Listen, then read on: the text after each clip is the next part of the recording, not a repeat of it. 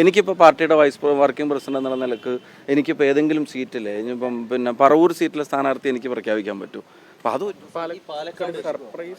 നിയമ സംവിധാനങ്ങളല്ലേ സംരക്ഷിക്കുന്നത്. ചർച്ചകളൊക്കെ നടന്നുകൊണ്ടിരിക്കുകയാണ്. പാലക്കാട് ആരായിരിക്കും നിലവിൽ സിറ്റിംഗ് MLA-മാരൊക്കെ തുടരുക? എന്തായിരിക്കും ഇപ്പം ഞാൻ ഇവിടെ നിന്നിട്ട് ഇങ്ങനെ ഒരു ഉത്തരം എനിക്ക് പറയാൻ പറ്റില്ല എന്ന് ഏറ്റവും നന്നായിട്ട് അറിയാവുന്ന അങ്ങേക്കല്ലേ. ആരാണെങ്കിലും അതിപ്പോൾ സിറ്റിംഗ് MLA ആണെങ്കിലും അല്ലെങ്കിലും ഒക്കെ പാർട്ടി തീരുമാനം അത്തരം കാര്യങ്ങൾ വരാനിരിക്കുന്നേ ഉള്ളൂ. എനിക്കിപ്പോൾ പാർട്ടിയുടെ വർക്കിംഗ് പ്രസിഡന്റ് എന്നുള്ള നിലക്ക് എനിക്കിപ്പോൾ ഏതെങ്കിലും സീറ്റില്ലേ ഇനിയിപ്പം പിന്നെ പറവൂർ സീറ്റിലെ സ്ഥാനാർത്ഥി എനിക്ക് പ്രഖ്യാപിക്കാൻ പറ്റും. അപ്പോൾ അതൊരിക്കലും ഇങ്ങനെ ഒരു മാധ്യമ ചോദ്യത്തിൻ്റെ മുമ്പിൽ ആരായിരിക്കും പാലക്കാട്ടെ സ്ഥാനാർത്ഥി അല്ലെങ്കിൽ ആരായിരിക്കും കോഴിക്കോട്ടെ സ്ഥാനാർത്ഥി മറ്റേ പേരാമ്പ്രയിലെ സ്ഥാനാർത്ഥി നാദാപുരം ഇതൊന്നും ഇപ്പോൾ ഓഫ് ഹാൻഡ് എനിക്ക് പറയാൻ പറ്റുന്നൊരു കാര്യമല്ല. പാർട്ടി അതിൻ്റെ ഡിസ്കഷൻസ് ആരംഭിച്ചിട്ടുണ്ട്. ഞങ്ങൾ ഇത്തവണ അതും പാർട്ടി പ്രസിഡന്റിന് പറഞ്ഞു. ഇപ്പോൾ കഴിഞ്ഞ ദിവസം ഡൽഹിയിലെ മീറ്റിംഗ് ഉണ്ടായിരുന്നു.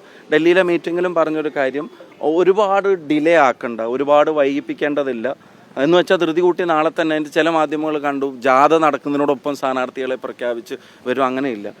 ചില മാധ്യമങ്ങൾ വയനാട് ക്യാമ്പ് നടക്കുമ്പോൾ പറഞ്ഞ് 70 സ്ഥാനാർത്ഥികളെ ഇപ്പോൾ പ്രഖ്യാപിക്കും എന്ന് പറഞ്ഞു. നിങ്ങളല്ല കേട്ടോ, 70 സ്ഥാനാർത്ഥികളെ ഇപ്പോൾ പ്രഖ്യാപിക്കും എന്ന് പറഞ്ഞിട്ട് വാർത്തകൾ കൊടുത്തു. പക്ഷേ അങ്ങനെയൊന്നും ഒരു പാർട്ടിക്ക് ചെയ്യാൻ കഴിയില്ലല്ലോ. അതിൻ്റെ നടപടിക്രമങ്ങളുണ്ട്. ഇപ്പോൾ സ്ക്രീനിങ് കമ്മിറ്റി വന്നു, മധുസൂദന മിസ്ത്രിയുടെ നേതൃത്വത്തിലുള്ള കമ്മിറ്റി വന്നു. അവരുടെ ഫസ്റ്റ് റൗണ്ട് ഡിസ്കഷൻ KPC ലീഡർഷിപ്പായിട്ട് ബന്ധപ്പെട്ടുണ്ടായിരുന്നു. ഇന്ന് സീനിയർ ലീഡർഷിപ്പായിട്ട് ഇലക്ഷൻ കമ്മിറ്റിയായിട്ടുള്ള അവരുടെ ചർച്ചകൾ നടന്നിട്ടുണ്ട്. അപ്പോൾ അതിൻ്റെ നടപടിക്രമങ്ങൾ ആരംഭിച്ചിട്ടുണ്ട്. ഞങ്ങൾക്ക് കൂടുതൽ എഫക്റ്റീവായി ടൈം ബൗണ്ടായി നല്ല സ്ഥാനാർത്ഥി പട്ടികയായിരിക്കും ഇത്തവണ കോൺഗ്രസിൻ്റെ പുറത്തു വരാൻ പോവുക എന്നുള്ള ആത്മവിശ്വാസം ഞങ്ങൾക്ക് എല്ലാവർക്കും ഉണ്ട്. പാലക്കാട് BJP-യുടെ ഒരു A-ക്ലാസ് മണ്ഡലമാണ്. അപ്പോൾ മുൻ MLA എന്ന നിലക്ക് താങ്കളെ ജനങ്ങൾ ആവശ്യപ്പെട്ടാൽ താങ്കൾ എൻ്റെ പൊന്നോ BJP A-ക്ലാസ് മണ്ഡലം എന്നുള്ള നിലക്ക് അവരുടെ അവകാശവാദത്തിന് അപ്പുറത്തേക്ക് പാലക്കാട് അസംബ്ലി അവർ ജയിക്കാൻ പോകുന്നില്ല. അപ്പോൾ നിങ്ങൾക്കറിയാം കഴിഞ്ഞ 3 തെരഞ്ഞെടുപ്പിലും വലിയ അവകാശവാദങ്ങളുണ്ടായിരുന്നു. ഇപ്പോൾ കഴിഞ്ഞ തെരഞ്ഞെടുപ്പിൻ്റെ മുമ്പത്തെ തെരഞ്ഞെടുപ്പിലൊക്കെ എത്രത്തോളം വലിയ ക്ലെയിം ഓഫീസ് വരെ തുറന്നു വെച്ചതാണ്. ഇപ്പോൾ കഴിഞ്ഞ തെരഞ്ഞെടുപ്പ് വന്നപ്പോൾ അവർ വലിയ ക്ലെയിമാണ് വെച്ചിരുന്നത്. അതിൻ്റെ മുമ്പത്തെ തെരഞ്ഞെടുപ്പിൽ പ്രധാനമന്ത്രി ഉൾപ്പെടെ നേരിട്ട് വന്ന് പ്രചരണം നടത്തിയാണ്. പക്ഷേ പാലക്കാട്ടെ ജനാധിപത്യ സമൂഹം, പാലക്കാട്ടെ മതേതര സമൂഹം തീർച്ചയായിട്ടും അത്തരം കാര്യങ്ങളിൽ പിന്നെ വളരെ സ്ട്രോങ് ആയി UDF-നൊപ്പം നിൽക്കുമെന്ന് തന്നെയാണ് ഞങ്ങളുടെ പ്രതീക്ഷ. അതുകൊണ്ട് BJP ഓഫീസുണ്ട്, അവിടെ ഉണ്ട്, പോയാറി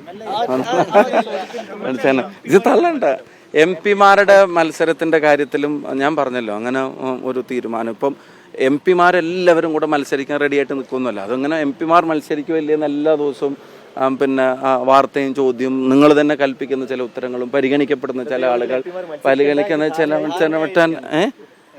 അല്ല അങ്ങനെ അത് പാർട്ടി ഔദ്യോഗികമായിട്ട് തീരുമാനം പറഞ്ഞാൽ ആ തീരുമാനം ധാരണ വന്നത് എല്ലാവർക്കും ബാധകമായിട്ടുള്ള തീരുമാനം. പാർട്ടി തീരുമാനം വന്നാൽ ഞാൻ ശിക്ഷ പീരീഡിലായതുകൊണ്ട് ഇപ്പോൾ നടന്ന വാർത്തകൾ ഞാൻ കണ്ടിട്ടില്ല. അതൊക്കെ പാർട്ടി സമയത്ത് തീരുമാനിക്കും. ആര് മത്സരിക്കണം വേണ്ട എന്നുള്ളതിനെ സംബന്ധിച്ചൊക്കെ പോളിസി മാറ്ററാണ്. അത് പാർട്ടി ഒരു ഡിസിഷൻ എടുത്താൽ ഞങ്ങൾക്ക് എല്ലാവർക്കും ബാധകം. വേണ്ടെങ്കിൽ വേണ്ട, വേണമെങ്കിൽ വേണം, അത് എല്ലാവർക്കും ബാധകമാണെന്നുള്ളത്. ഇത്തവണത്തെ പ്രധാനപ്പെട്ട കാര്യം എന്താ, ഈ ഗവൺമെൻറ്റിൽ നിന്ന് ഇവിടുത്തെ ജനതയ്ക്കൊരു മോചനം വേണം. ആ മോചനത്തിന് ചെയ്യേണ്ട ഏറ്റവും നല്ല കാര്യങ്ങൾ, ഏറ്റവും നല്ല തീരുമാനങ്ങൾ പാർട്ടി ജനങ്ങളുടെ കൂടെ ഇംഗിതം അനുസരിച്ചിട്ടുള്ള തീരുമാനങ്ങൾ പാർട്ടി ടൈം ബൗണ്ടായിട്ട് എടുക്കുക എന്നുള്ളതാണ്. വലിയ അസ്വാരസ്യങ്ങളൊന്നും ഇല്ലാതെ തന്നെ ഞങ്ങൾക്ക് ആ കാര്യങ്ങളിലേക്ക് കഴിഞ്ഞ കാലത്ത് നിന്നും ബെറ്ററായി ഞങ്ങൾക്ക് കടക്കാൻ കഴിഞ്ഞു. ലോക്കൽ ബോഡി ഇലക്ഷൻ നമുക്കറിയാം, സാധാരണ നമുക്കുണ്ടാവുന്ന ഒരു റിബൽ പ്രശ്നം പഞ്ചായത്ത് പ്രസിഡന്റിനെ ചെയർമാനെ ഒക്കെ തീരുമാനിക്കൊക്കെ ഉണ്ടാകുമെന്ന പ്രശ്നങ്ങളെക്കാളൊക്കെ ഒരുപാട് ബെറ്ററായിട്ട് ഞങ്ങൾക്ക് അത് സ്മൂത്തായിട്ട് ഹാൻഡിൽ ചെയ്യാൻ സാധിച്ചു. പാർട്ടികൾക്കകത്തെ മുന്നണിക്കകത്തെ ചർച്ചയും കമ്പാരിറ്റീവ്ലി വളരെ സ്മൂത്താണ്. ഇപ്പോൾ സീറ്റിനെ സംബന്ധിച്ചുള്ള ക്ലെയിമുകളോ തീരുമാനങ്ങളോ ഒക്കെ വളരെ സ്മൂത്തായിട്ട് നടത്താൻ അതിനിപ്പോൾ ACC ആണെങ്കിലും ACC ലീഡർഷിപ്പ് അത്തരം കാര്യങ്ങളിൽ ഞങ്ങൾക്ക് തരുന്നൊരു സപ്പോർട്ട്, KPCക്ക് തരുന്നൊരു സപ്പോർട്ട്, KPCയും പിന്നെ പ്രതിപക്ഷ നേതാവിൻ്റെ നേതൃത്വത്തിൽ UDF-ഉം എല്ലാ കാര്യത്തിൽ. കാരണം രാഹുൽ ഗാന്ധി പറഞ്ഞൊരു വാചകം, ജനങ്ങൾ നിങ്ങൾക്കൊരു അവസരം തന്നു എന്ന് മാത്രം കരുതരുത്, ജനങ്ങൾ നിങ്ങളൊരു ഉത്തരവാദിത്വമാണ് ഏൽപ്പിക്കുന്നതെന്നാണ്. കഴിഞ്ഞ ലോക്കൽ ബോഡി ഇലക്ഷനുമായിട്ട് ബന്ധപ്പെട്ട് ആ ഉത്തരവാദിത്വം എന്താ, അടുത്ത അസംബ്ലി ഇലക്ഷനിൽ കേരളത്തിലെ ജനങ്ങൾക്ക് ഇവരിൽ നിന്നൊരു മോചനം വേണം. അപ്പോൾ അത് ഞങ്ങളുടെ റെസ്പോൺസിബിലിറ്റി ആയിട്ട് തന്നെ കാണും. ആ ജനങ്ങളുടെ പ്രതീക്ഷകൾ തെറ്റിക്കാത്ത സ്ഥാനാർത്ഥി നിർണയവും തീരുമാനവും ഉണ്ടായിരിക്കും. Thank you.